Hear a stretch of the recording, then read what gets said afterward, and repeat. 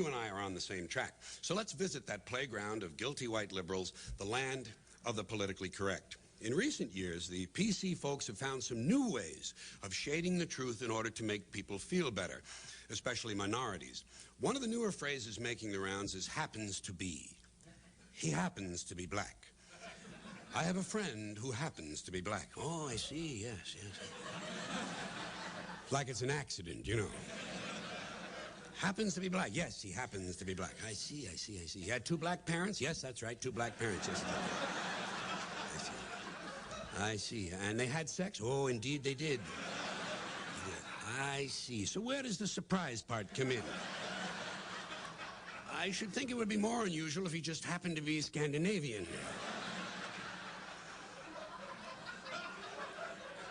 Another favorite term, recently favorite term, is openly gay. I have a friend who's openly gay. But that's the only minority they use that for. You know, you wouldn't say someone was openly black. Well, maybe James Brown. Yes. James Brown, yes. Or Louis Farrakhan. Louis Farrakhan is openly black. Colin Powell is not openly black. Colin Powell is openly white. He just happens to be black.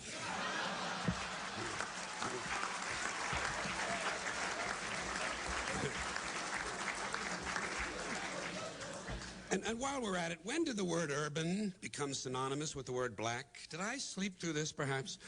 Urban styles, urban trends, urban music. I was not consulted on this at all again. Didn't get an email, didn't get a fax, didn't get a postcard. That's fine, let them go. So I would like to tell you how I handle some of these speech issues concerning minorities. First of all, I say black. I say black because most black people prefer black. I don't say people of color because it's dishonest. It means precisely the same thing as colored people, which is an insult. So if you're not willing to say colored people, you shouldn't be willing to say people of color. And besides, to me, the whole idea of color seems a bit specious, really. I mean, what should we call white people? People of no color? Isn't pink a color? And in fact, white people are not really white at all. They're different shades of pink and olive and beige. In other words, they're colored. And black people are rarely black. I see mostly various shades of brown and tan, and in fact, some light-skinned black people are darker than the darkest white people. I'm sorry, lighter than the darkest white people. Look how dark the people in India are. They're dark brown, but they're considered white. May I see the color chart, please? People of color is an awkward phrase that obscures meaning rather than enhancing it. What shall we call fat people? People of size? I also don't say African Americans. I find it cumbersome and confusing. Which part of Africa are we talking about? Egypt? Egypt is in Africa, but Egyptians aren't black. They're like the people in India. They're dark brown white people. But they're Africans. So why wouldn't an Egyptian citizen who becomes an Egyptian who becomes a U.S. citizen be called an African American? The same would apply to South Africa. Suppose a white racist from South Africa becomes an American citizen. Couldn't he call himself an African American? If for no other reason than just to bother black people. And what about a black person born in South Africa who becomes an American citizen? Is he an African American or is he a South African American? Or is he simply a South African American African American?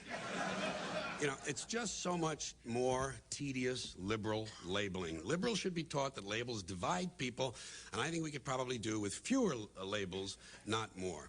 Now, one more group, the Indians. I call them Indians because that's what they are. They're the Indians. There's nothing wrong with the word. First of all, it's important to know that Indian, that word probably does not derive from Columbus believing he had reached India in 1492. India was called Hindustan. More likely, the word derives from Columbus's description of the people he found here.